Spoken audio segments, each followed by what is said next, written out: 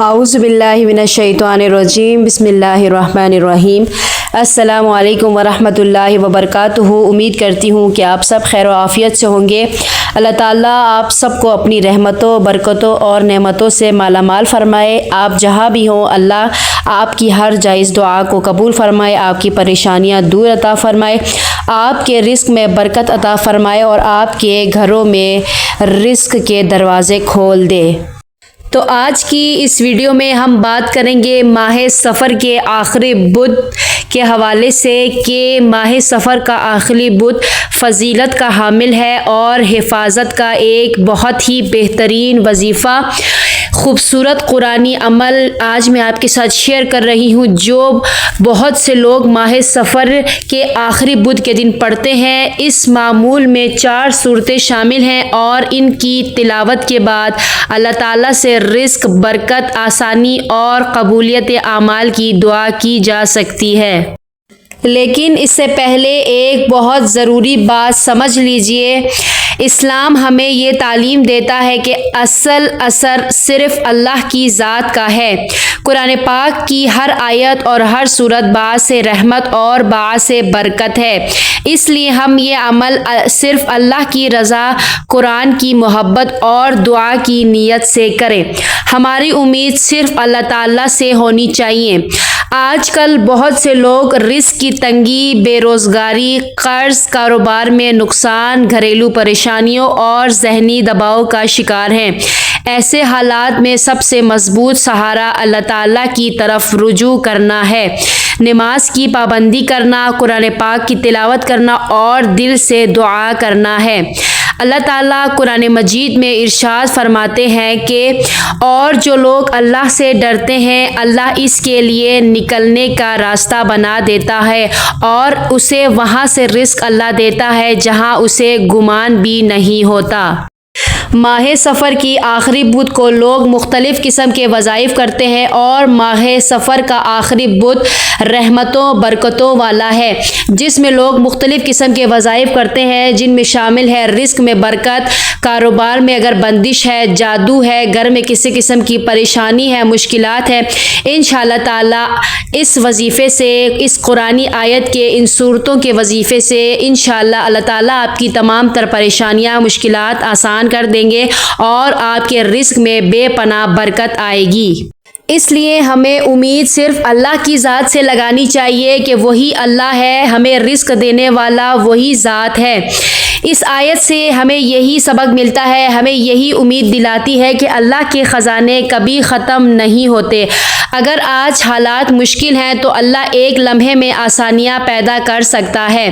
اب آئیے اس معمول کی طرف آتے ہیں۔ سب سے پہلے باوضو ہو جائیں، اگر ممکن ہو تو 2 نفل نماز ادا کریں آخری بدھ کے دن غسل کر کے، اس کے بعد 3 مرتبہ درود ابراہیمی پڑھیں تاکہ دعا کی قبولیت کے آداب پورے ہو جائیں۔ قرآن مجید ہمارے لیے ایک مکمل رہنمائی کی کتاب ہے اور ہماری روزمرہ کی تمام تر مشکلات، تمام تر پریشانیوں کا حل قرآن مجید میں ہے۔ سب سے پہلے وظیفے کے حوالے سے جو پہلی صورت ہے سورہ علم نشرح کی بات کرتے ہیں۔ اس صورت میں اللہ تعالیٰ اپنے محبوب نبی حضرت محمد صلی اللہ علیہ وسلم کو تسلی دیتے ہیں۔ اللہ تعالیٰ فرماتے ہیں کہ فَإِنَّ مَعَ الْعُسْرِ يُسْرًا، إِنَّ مَعَ الْعُسْرِ يُسْرًا، یعنی بے شک ہر مشکل کے ساتھ آسانی ہے، یقیناً ہر مشکل کے ساتھ آسانی ہے۔ اگر آپ کی زندگی میں مشکلات ہیں، قرض ہے، کاروبار نہیں چل رہا، رشتوں میں پریشانی ہے یا دل ہر وقت بے چین رہتا ہے تو اس صورت کا پیغام یہی ہے کہ اللہ کی رحمت سے کبھی بھی مایوس نہ ہو۔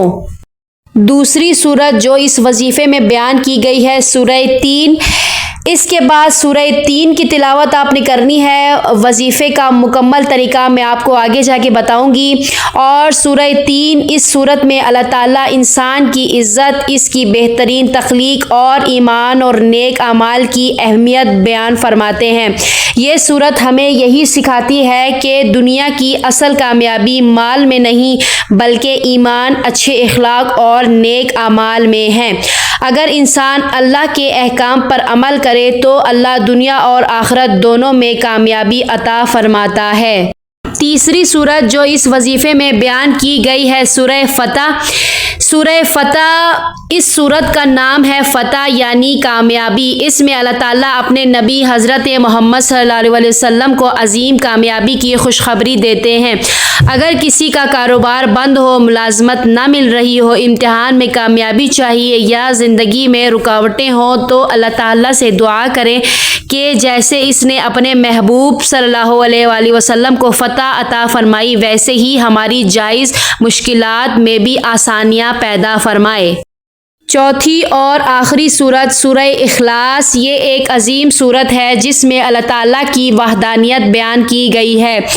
رسول اللہ صلی اللہ علیہ وآلہ وسلم نے فرمایا کہ سورہ اخلاص کا ثواب 1/3 قرآن کے برابر ہے۔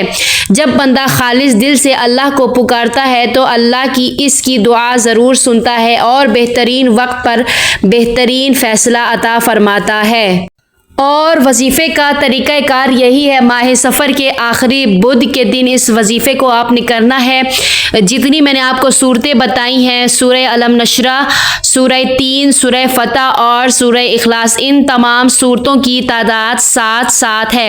یعنی سورہ علم نشرہ کو بھی آپ نے 7 مرتبہ پڑھنا ہے، سورہ 3 کو بھی 7 مرتبہ، سورہ فتح کو بھی 7 مرتبہ، سورہ اخلاص کو بھی 7 مرتبہ۔ اس کے بعد اللہ تعالیٰ سے رزق میں برکت، کشادگی اور حلال روزی کی آپ نے دعا کرنی ہے۔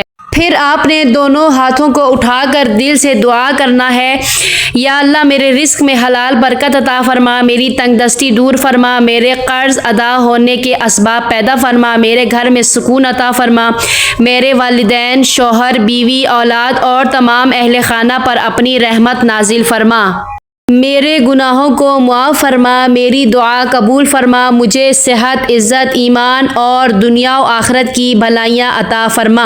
آخر میں آپ سے یہی کہوں گی، اگر آپ نے آج کا یہ قرآنی معمول مکمل پڑھ لیا تو کمنٹ میں آمین ضرور لکھیں اور اس ویڈیو کو شیئر کریں تاکہ دوسرے مسلمان بھی قرآن پاک کی تلاوت اور دعا کی طرف راغب ہوں۔ اللہ تعالیٰ ہم سب کے رزق میں برکت عطا فرمائے اور ہماری جائز دعاؤں کو قبول عطا فرمائے، الہ آمین۔ تو ملتے ہیں آپ سے اگلی ویڈیو میں، تب تک کے لیے اپنا بہت سارا خیال رکھیے گا۔ اللہ حافظ۔